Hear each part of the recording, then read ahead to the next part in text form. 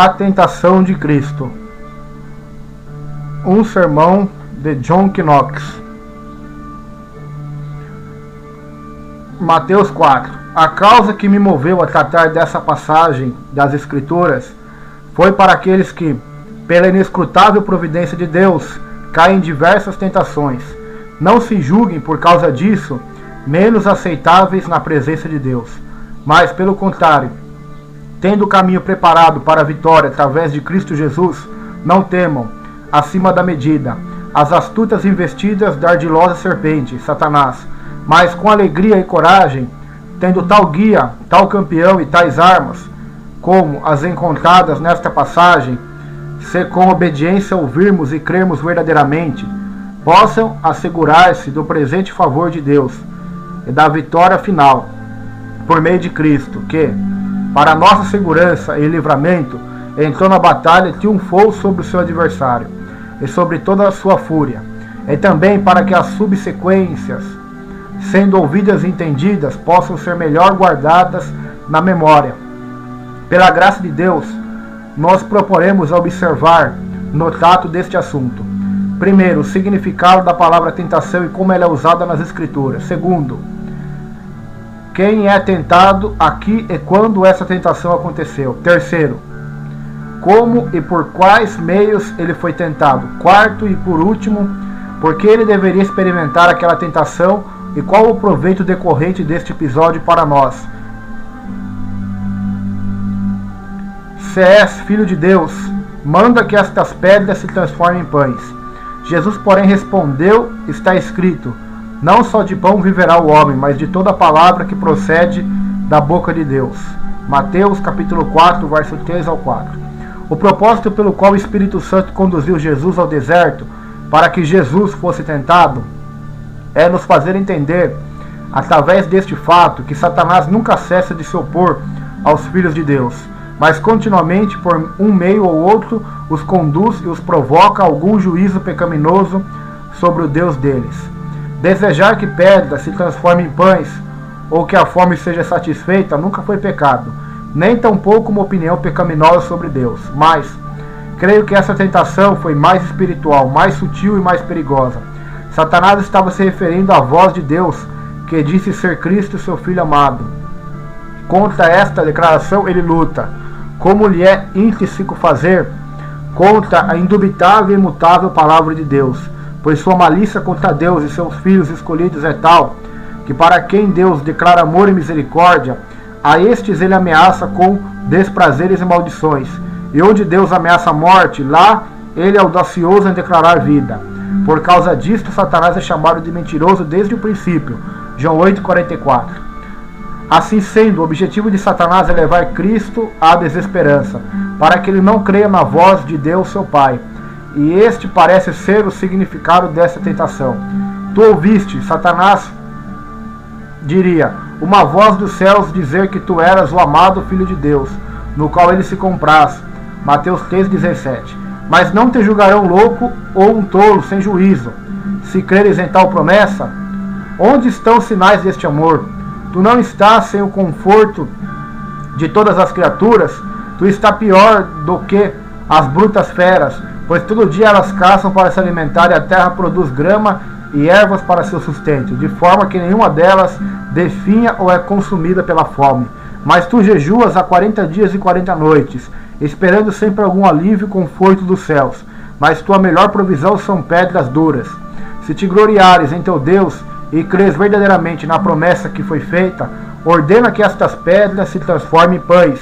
Mas é evidente que tu não podes fazer, pois se pudesses, ou se teu Deus tivesse te concedido tal privilégio, há muito terias matado tua fome, e não necessitarias suportar este abatimento por falta de comida. Mas vendo que ainda continuas assim e que nenhum mantimento foi preparado para ti, é presunção acreditar em tal promessa, e por isso perca a esperança de qualquer socorro das mãos de Deus, e proveja para ti por qualquer outro meio. Eu usei muitas palavras, mas eu não posso expressar o grande despeito que se esconde nesta tentação de Satanás. Foi uma zombaria de Cristo e de sua obediência. Foi uma clara rejeição da promessa de Deus. Foi a voz triunfante dele que aparentava ter conseguido a vitória. Oh, quão amargo este tipo de tentação é! Nenhuma criatura pode entender, a não ser os que sentem a dor de tais dardos lançados por Satanás, na consciência sensível dos que alegremente descansam e repousam em Deus, e nas suas promessas de misericórdia. Mas aqui devemos notar a base e o fundamento desta tentação. A conclusão de Satanás é esta: tu não és um eleito de Deus, muito menos seu filho amado. Sua razão é esta: tu estás em dificuldade e não achas alívio. Logo, o fundamento da tentação era a pobreza de Cristo e a falta de comida, sem esperança de receber da parte de Deus o remédio. É a mesma tentação com a qual o diabo objetou a Cristo por meio dos principais sacerdotes. Quando em seu tormento atroz na cruz, eles gritavam: se ele é o Filho de Deus, deixe que desça da cruz e creremos nele. Confiou em Deus, pois venha livrá-lo agora, se de fato lhe quer bem. Mateus 27, verso 40 a 43. Como se dissessem: Deus liberta os seus servos dos problemas. Ele nunca permite que os que o temem sejam envergonhados. Mas vemos este homem em angústia extrema. Se ele é o Filho de Deus, ou ainda um verdadeiro adorador do seu nome, Deus o livrará desta calamidade. Se não livrá-lo, mas permitir que pereça nesta angústia, então sinal seguro de que Deus o rejeitou como hipócrita, que não terá porção de sua glória. Assim Satanás tem oportunidade para tentar e também para mover outros a julgar e condenar os eleitos de Deus e seus filhos escolhidos, em função de que lhes sobrevêm muitas angústias. Aprenderemos agora com quais armas devemos lutar contra tais inimigos e assaltos, na resposta de Jesus: não só de pão viverá o homem, mas de toda a palavra que procede da boca de Deus. A respeito de Cristo, a resposta de Cristo prova aquilo que estivemos mencionando antes, pois a menos que o propósito de Satanás tenha sido demover Cristo de toda a esperança na providência misericordiosa de Deus concernente a ele, naquela sua necessidade, Cristo não respondeu diretamente às palavras de Satanás: ordene que estas pedras se transformem em pães. Mas Jesus Cristo, percebendo sua astúcia e malícia sutis, respondeu diretamente ao significado delas, desconsiderando suas palavras. Nesta resposta, Satanás foi tão frustrado que teve vergonha de replicar além sobre este assunto. Mas para que você entenda melhor o significado da resposta de Cristo, expressaremos em outras palavras. Você labora, Cristo diria, em trazer ao meu coração dúvida e suspeita com relação à promessa de meu Pai, que foi publicamente proclamada no meu batismo por causa da minha fome e da carência de toda provisão carnal. Você é audacioso em afirmar que Deus não cuida de mim, mas você é enganador e sofista, corrupto. Seu argumento é vão e repleto de blasfêmias, pois você vincula o amor, misericórdia e providência de Deus a ter ou carecer da provisão carnal, o que não nos é ensinado em nenhuma parte das Escrituras de Deus, mas antes elas expressam o contrário.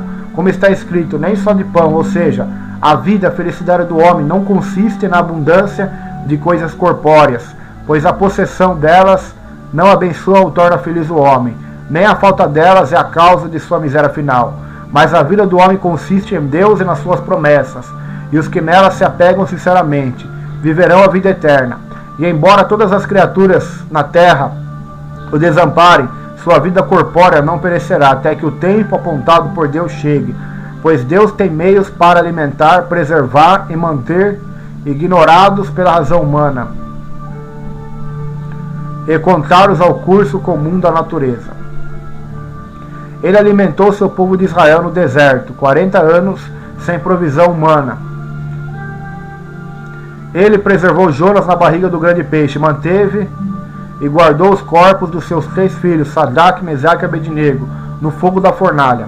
A razão e o homem natural não viam saída nestes casos, a não ser destruição e morte. Julgariam que Deus havia retirado seu cuidado destas suas criaturas, e todavia sua providência foi mais zelosa em relação a eles, no limite dos perigos que enfrentaram, dos quais ele os libertou de tal forma e durante os assistiu, que sua glória, que é a sua misericórdia e bondade, apareceu e sobressaiu-se mais depois de seus problemas, do que se eles tivessem sucumbido neles.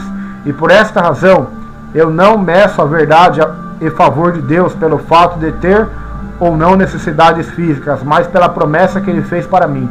Assim como ele é imutável, também são a sua palavra e promessa, às quais eu creio, me apego e sou fiel, independentemente do que possa vir externamente ao corpo.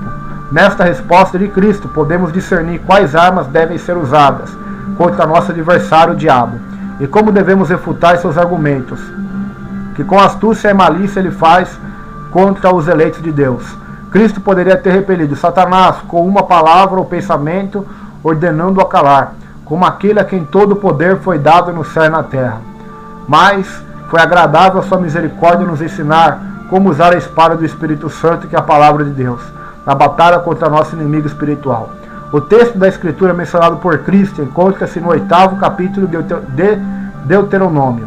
Foi dito por Moisés um pouco antes de sua morte, para afirmar o povo na misericordiosa providência de Deus, pois no mesmo capítulo, e em outros depois deste, ele avalia a grande luta, os diversos perigos e as necessidades extremas que eles tiveram que suportar no deserto, no período de 40 anos, o qual constantemente Deus tinha sido em mantê-los em cumprir suas promessas, conduzindo-os através de todos os perigos até a terra prometida. E assim, este texto da Escritura responde mais diretamente às tentações de Satanás, pois Satanás raciocina deste modo: como mencionei antes, tu estás em pobreza e não tens provisão para sustentar tua vida. Isto prova que Deus não considera e nem toma conta de ti, como ele faz com seus filhos escolhidos.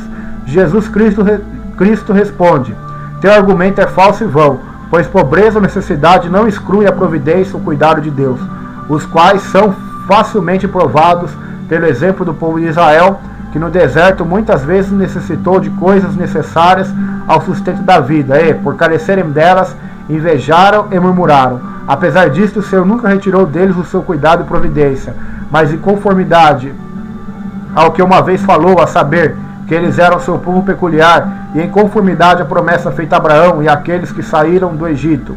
Ele continuou sendo seu guia e condutor, até que os colocou na tranquila possessão da terra de Canaã, não obstante a grande debilidade e as diversas transgressões do seu povo. Assim nós somos ensinados por Jesus Cristo a repulsar Satanás e seus assaltos pela palavra de Deus, e a aplicar os exemplos de sua misericórdia mostradas a outros antes de nós, para nossa alma nas horas de tentação e nos tempos de nossas tribulações. Pois aquilo que Deus faz a alguém em determinada época, cabe a todos que confiam e dependem dele e nas suas promessas. Por esta razão, por mais que sejamos assaltados pelo nosso adversário, Satanás, encontramos na palavra de Deus armadura e armas suficientes. A principal astúcia de Satanás é atormentar aqueles que começaram a abandonar seu domínio e a declarar inimizade contra a iniquidade, com diversos ataques, tendo como objetivo colocar em suas consciências divergências entre eles e Deus, para que eles não descansem e repousem nas seguras promessas de Deus. E para conseguir isto, ele usa e inventa vários argumentos. Algumas vezes ele chama à lembrança deles os pecados de sua juventude ou aqueles que cometeram no tempo de cegueira. Frequentemente ele objeta a ingratidão deles em relação a Deus e suas presentes imperfeições, através de doença, pobreza, tribulações nos seus lares ou pela perseguição. Ele pode alegar que Deus está zangado e não liga para eles, ou pela cruz espiritual que poucos sentem e menos ainda entendem sua utilidade e proveito. Ele poderia levar os filhos de Deus ao desespero, e através de infinitos meios mais, ele anda ao redor como um leão que ruge, para minar e destruir nossa fé. Mas é impossível para ele prevalecer contra nós, a menos que nós obstinadamente nos recusemos a usar a proteção e a arma que Deus tem oferecido. Os eleitos de Deus não podem recusá-la, mas buscar pelo seu defensor, quando a batalha estiver mais acirrada, pois os soluços, gemidos e lamentações de tal luta, vencer o medo, as súplicas por persistência, são a busca incontestável e certa de Cristo, nosso campeão. Não recusamos a arma, embora algumas vezes, por debilidade, não a usemos como devêssemos. É suficiente que seus corações sinceramente clamem por força maior, por persistência e pelo livramento final de Cristo Jesus. Aquilo que carecemos, sua suficiência supre, pois ele é que luta e triunfa por nós. Uma palavra de John Knox. o grande reformador da Igreja da Escócia. A tentação de Cristo. E Satanás é esta: tu não és um eleito de Deus, muito menos seu filho amado. Sua razão é esta: tu estás em dificuldade e não achas alívio. Logo, o fundamento da tentação era a pobreza de Cristo e a falta de comida, sem esperança de receber da parte de Deus o remédio. É a mesma tentação com a qual o diabo objetou a Cristo por meio dos principais sacerdotes. Quando em seu tormento atroz na cruz, eles gritavam: se ele é o Filho de Deus, deixe que desça da cruz e creremos nele. Confiou em Deus, pois venha livrá-lo agora, se de fato lhe quer bem. Mateus 27, verso 40 a 43. Como se dissessem: Deus liberta os seus servos dos problemas. Ele nunca permite que os que o temem sejam envergonhados. Mas vemos este homem em angústia extrema. Se ele é o Filho de Deus, ou ainda um verdadeiro adorador do seu nome, Deus o livrará desta calamidade. Se não livrá-lo, mas permitir que pereça nesta angústia, então é um sinal seguro de que Deus o rejeitou como hipócrita, que não terá porção de sua glória. Assim Satanás tem oportunidade para tentar e também para mover outros a julgar e condenar os eleitos de Deus e seus filhos escolhidos, em função de que lhes sobrevêm muitas angústias. Aprenderemos agora com quais armas devemos lutar contra tais inimigos e assaltos, na resposta de Jesus: não só de pão viverá o homem, mas de toda a palavra que procede da boca de Deus. A respeito de Cristo, a resposta de Cristo prova aquilo que estivemos mencionando antes, pois a menos que o propósito de Satanás tenha sido demover Cristo de toda a esperança na providência misericordiosa de Deus concernente a ele, naquela sua necessidade, Cristo não respondeu diretamente às palavras de Satanás: ordene que estas pedras se transformem em pães. Mas Jesus Cristo, percebendo sua astúcia e malícia sutis, respondeu diretamente o significado delas, desconsiderando suas palavras. Nesta resposta, Satanás foi tão frustrado que teve vergonha de replicar além sobre este assunto. Mas para que você entenda melhor o significado da resposta de Cristo, expressaremos em outras palavras. Você labora, Cristo diria, em trazer ao meu coração dúvida e suspeita com relação à promessa de meu Pai, que foi publicamente proclamada no meu batismo por causa da minha fome e da carência de toda provisão carnal. Você é audacioso em afirmar que Deus não cuida de mim, mas você é enganador e sofista, corrupto. Seu argumento é vão e repleto de blasfêmias, pois você vincula o amor, misericórdia e providência de Deus a ter ou carecer da provisão carnal, o que não nos é ensinado em nenhuma parte das Escrituras de Deus, mas antes elas expressam o contrário. Como está escrito: nem só de pão, ou seja, a vida, a felicidade do homem não consiste na abundância de coisas corpóreas, pois a possessão delas não abençoa ou torna feliz o homem, nem a falta delas é a causa de sua miséria final. Mas a vida do homem consiste em Deus e nas suas promessas, e os que nelas se apegam sinceramente viverão a vida eterna. E embora todas as criaturas na terra o desamparem, sua vida corpórea não perecerá até que o tempo apontado por Deus chegue, pois Deus tem meios para alimentar, preservar e manter ignorados pela razão humana e contrários ao curso comum da natureza. Ele alimentou seu povo de Israel no deserto, 40 anos sem provisão humana. Ele preservou Jonas na barriga do grande peixe, manteve e guardou os corpos dos seus 3 filhos, Sadraque, Mesaque e Abednego, no fogo da fornalha. A razão e o homem natural não viam saída nestes casos, a não ser destruição e morte. Julgariam que Deus havia retirado seu cuidado destas suas criaturas, e todavia sua providência foi mais zelosa em relação a eles, no limite dos perigos que enfrentaram, dos quais ele os libertou de tal forma e durante os assistiu, que sua glória, que é a sua misericórdia e bondade, apareceu e sobressaiu-se mais depois de seus problemas, do que se eles tivessem sucumbido neles. E por esta razão, eu não meço a verdade em favor de Deus pelo fato de ter ou não necessidades físicas, mas pela promessa que ele fez para mim. Assim como ele é imutável, também são a sua palavra e promessa, às quais eu creio, me apego e sou fiel, independentemente do que possa vir externamente ao corpo. Nesta resposta de Cristo, podemos discernir quais armas devem ser usadas contra nosso adversário, o diabo, e como devemos refutar seus argumentos. que com astúcia e malícia ele faz contra os eleitos de Deus. Cristo poderia ter repelido Satanás com uma palavra ou pensamento, ordenando-o a calar, como aquele a quem todo o poder foi dado no céu e na terra. Mas foi agradável a sua misericórdia nos ensinar como usar a espada do Espírito Santo, que é a palavra de Deus, na batalha contra nosso inimigo espiritual. O texto da Escritura mencionado por Cristo encontra-se no 8º capítulo de Deuteronômio. Foi dito por Moisés um pouco antes de sua morte, para afirmar o povo na misericordiosa providência de ser Cristo, seu Filho amado. Contra esta declaração ele luta, como lhe é intrínseco fazer, contra a indubitável e imutável palavra de Deus, pois sua malícia contra Deus e seus filhos escolhidos é tal, que para quem Deus declara amor e misericórdia, a estes ele ameaça com desprazeres e maldições, e onde Deus ameaça a morte, lá ele é audacioso em declarar vida. Por causa disto, Satanás é chamado de mentiroso desde o princípio. João 8,44. Assim sendo, o objetivo de Satanás é levar Cristo à desesperança, para que ele não creia na voz de Deus, seu Pai. E este parece ser o significado dessa tentação. Tu ouviste, Satanás diria, uma voz dos céus dizer que tu eras o amado Filho de Deus, no qual ele se compraz.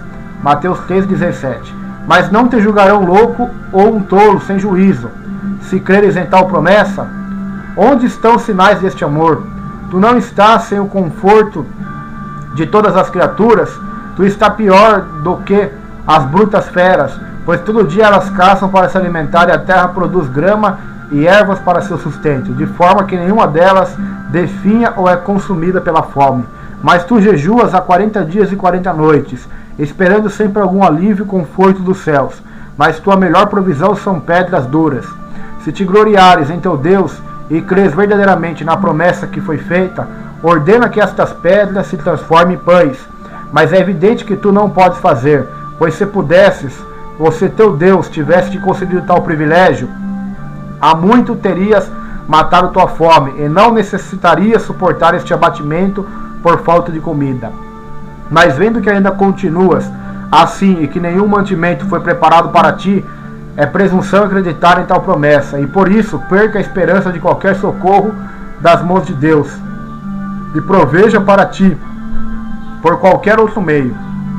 Eu usei muitas palavras, mas eu não posso expressar o grande despeito que se esconde nesta tentação de Satanás.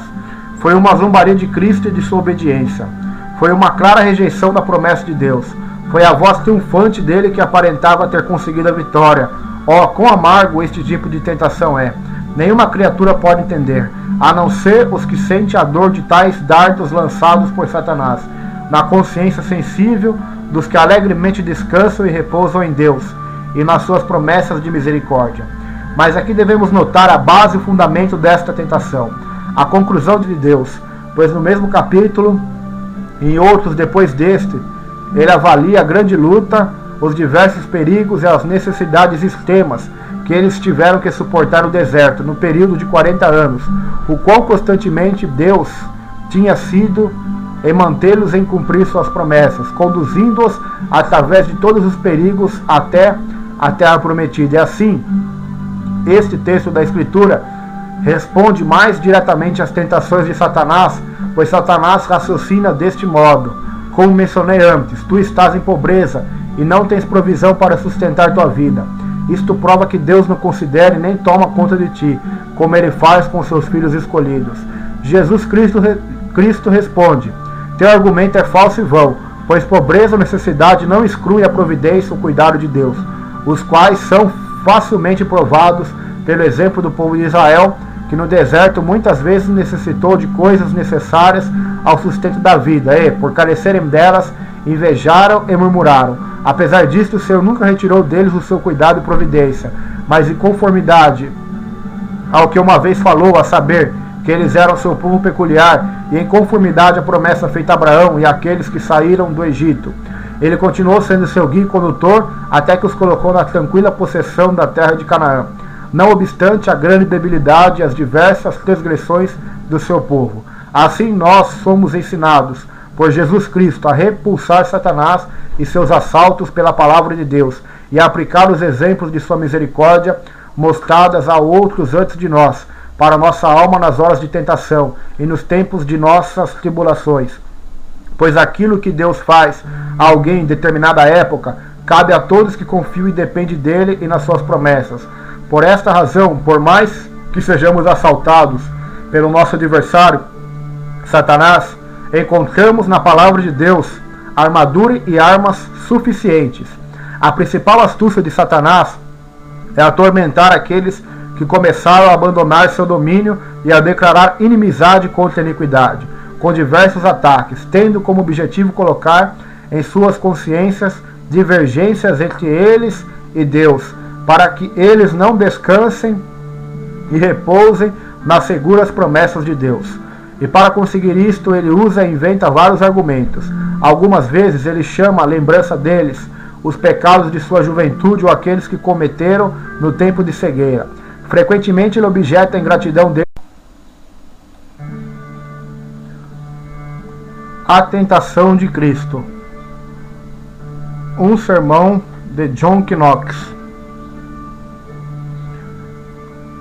Mateus 4. A causa que me moveu a tratar dessa passagem das Escrituras foi para aqueles que, pela inescrutável providência de Deus, caem em diversas tentações. Não se julguem por causa disso menos aceitáveis na presença de Deus, mas pelo contrário, tendo o caminho preparado para a vitória através de Cristo Jesus, não temam, acima da medida, as astutas investidas da ardilosa serpente, Satanás, mas com alegria e coragem, tendo tal guia, tal campeão e tais armas, como as encontradas nesta passagem, se com obediência ouvirmos e crermos verdadeiramente, possam assegurar-se do presente favor de Deus e da vitória final, por meio de Cristo, que, para nossa segurança e livramento, entrou na batalha e triunfou sobre o seu adversário, e sobre toda a sua fúria, e também para que as subsequências, sendo ouvidas e entendidas, possam ser melhor guardadas na memória. Pela graça de Deus, nós proporemos observar no trato deste assunto. Primeiro, o significado da palavra tentação e como ela é usada nas Escrituras. Segundo, quem é tentado aqui e quando essa tentação aconteceu. Terceiro, como e por quais meios ele foi tentado. Quarto e por último, por que ele deveria experimentar aquela tentação e qual o proveito decorrente deste episódio para nós. Se és filho de Deus, manda que estas pedras se transformem em pães.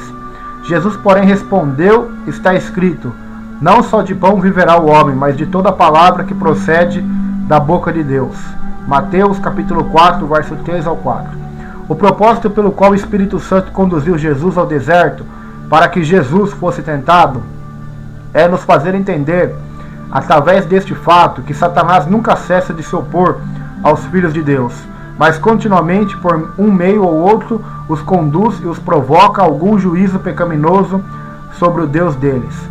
Desejar que pedras se transformem em pães, ou que a fome seja satisfeita, nunca foi pecado, nem tampouco uma opinião pecaminosa sobre Deus. Mas, creio que essa tentação foi mais espiritual, mais sutil e mais perigosa. Satanás estava se referindo à voz de Deus